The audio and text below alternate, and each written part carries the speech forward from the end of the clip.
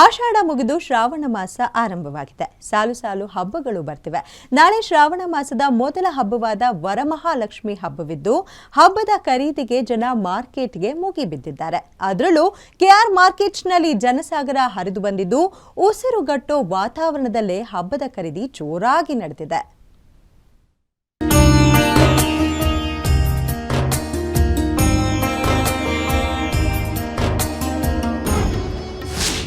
ವರಮಹಾಲಕ್ಷ್ಮಿ ಹಬ್ಬಕ್ಕೆ ಭರ್ಜರಿ shopping. K R ಮಾರ್ಕೆಟ್ನಲ್ಲಿ ಜನಜಂಗುಳಿ, ತಳ್ಳಾಟ, ನೂಕಾಟ. ಚಿನ್ನಸ್ವಾಮಿ ಕಾಲ್ ತುಳಿತ ದುರಂತ ಮರೆತು ಬಿಟ್ರ ಬೆಂಗಳೂರು ಜನ. ಉಸಿರುಗಟ್ಟೋ ವಾತಾವರಣದಲ್ಲಿ ಹೂವುಗಳ ಖರೀದಿ. ಅಬ್ಬಬ್ಬ, ಎತ್ತ ನೋಡಿದರತ್ತ ಜನವೋ ಜನ. ಒಬ್ಬರ ಮೇಲೆ ಮತ್ತೊಬ್ಬರ ತಳ್ಳಾಟ, ನೂಕಾಟ. ಇದು ಯಾವುದೋ ಜಾತ್ರೆ ಕಾಲ್ ತುಳಿತ ದೃಶ್ಯವಲ್ಲ, ಬದಲಾಗಿ ಕೆಆರ್ ಮಾರ್ಕೆಟ್ನ ಸದ್ಯದ ಪರಿಸ್ಥಿತಿ. ನಾಳೆ ವರಮಹಾಲಕ್ಷ್ಮಿ ಹಬ್ಬವಿದ್ದು ಖರೀದಿಗೆ ಜನಸಾಗರವೇ ಹರಿದು ಬರ್ತಾ ಇದೆ. ಅದರಲ್ಲೂ ಹೂವು ಹಣ್ಣುಗಳ ಖರೀದಿಗೆ ಜನ ಮುಗಿಬೀಳ್ತಿದ್ದಾರೆ. ಕಳೆದ 2 ದಿನಗಳಿಂದ ಮಾರ್ಕೆಟ್ನಲ್ಲಿ ಉಸಿರುಗಟ್ಟೋ ವಾತಾವರಣ ನಿರ್ಮಾಣವಾಗಿದೆ.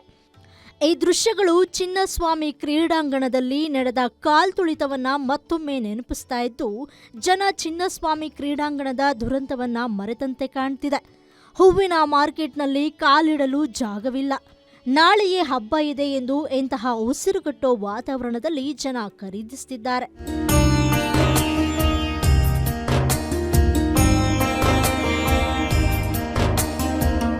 ಇನ್ನು ಕೆಆರ್ ಮಾರ್ಕೆಟ್ ಸುತ್ತಮುತ್ತ ಫುಲ್ ಟ್ರಾಫಿಕ್ ಜಾಮ್ ಆಗಿದ್ದು ಜನದಟ್ಟಣೆ ಹಿನ್ನೆಲೆ ವಾಹನ ಸಂಚಾರಕ್ಕೆ ಅಡ್ಡಿಯಾಗಿದೆ.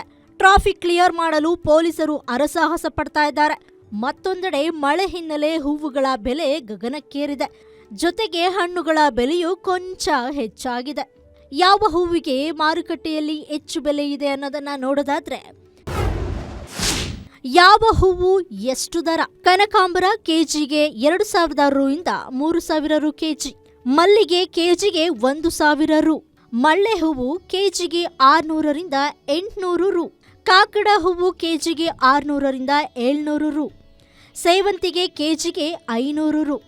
ಗುಲಾಬಿ ಕೆಜಿಗೆ 300 ರು. ಕಣಗೆಲೆ ಕೆಜಿಗೆ 250 ರು. ಸುಗಂಧರಾಜ ಕೆಜಿಗೆ 180 ರಿಂದ 200 ರು. ತಾವರೆ ಹೂವು 80 ರಿಂದ 100 ರು. ಬಾಳೆಕಂದು 60 ರಿಂದ 80 ರು. ಏನಿಲ್ಲ ಮೇಡಮ್ ಅವರೇ, ಅಷ್ಟಾಗಿ ವ್ಯಾಪಾರ ಅಲ್ಲ. ಮಳೆ ಬೇರೆ, ಮಳೆಯಿಂದ ವ್ಯಾಪಾರ ಸ್ವಲ್ಪ ಕಮ್ಮಿ ಆಗ್ಬಿಟ್ಟಿದೆ. ಮಳೆ ಇಲ್ಲ ವ್ಯಾಪಾರ ರನ್ನಿಂಗ್ ಆಯ್ತಾ ಇತ್ತು. ಮಳೆ ಇಲ್ಲ, ಮಳೆಯಿಂದ ವ್ಯಾಪಾರ ಆಗಿಲ್ಲ. ನೆನ್ನೆಲ್ಲ ಚೆನ್ನಾಗಿ ವ್ಯಾಪಾರ ಆಯಿತು. ಇವತ್ತು ಮಾತ್ರ ಮಳೆ ಬಂತು. ಬೆಳಗ್ಗೆ ಗಂಟೆ ಮಳೆ ಬಂದಾಗ ವ್ಯಾಪಾರ ಸ್ವಲ್ಪ ಡಲ್ ಆಗಾಯ್ತು. ಏನು ಮಾಡೋದು, ಇವಾಗಿನ ಸ್ಥಿತಿಯಲ್ಲಿ ಎಲ್ಲ ಬೆಲೆ ಜಾಸ್ತಿನೇ ಇರುತ್ತೆ. ಅದರಲ್ಲೂ ಹಬ್ಬ ಅಂತ ಬಂದ್ರೆ ಹೂವು, ಹಣ್ಣು, ತರಕಾರಿಗಳ ಬೆಲೆ ಎಲ್ಲ ಜಾಸ್ತಿ ಆಗ್ತಾ ಇರತ್ತೆ. ಇವತ್ತಿನ ಪರ್ಚೇಸ್ಗೆ ಏನಾದ್ರು ಜಿಪುಣತನ ತೋರಿಸ್ತೀರಾ ಅಥವಾ ಹಬ್ಬ ವಿಜೃಂಭಣೆಯಿಂದ ಮಾಡ್ತೀರಾ? ಹಬ್ಬಕ್ಕೋಸ್ಕರ ಏನೋ ಮಾಡ್ಲೇಬೇಕಲ್ಲ ನಾವು. ಜಿಪುಣತನ ತೋರಿಸಿದ್ರೆ ಹಬ್ಬಕ್ಕೆಲ್ಲ ಮಾಡಕ್ ಆಗಲ್ಲ. ಹೌದೌದು.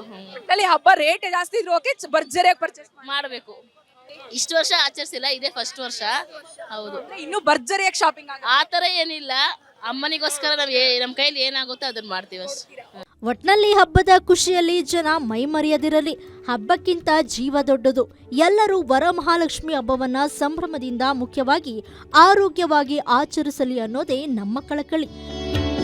Shami Shetty, metro bureau, guarantee news, Bengaluru.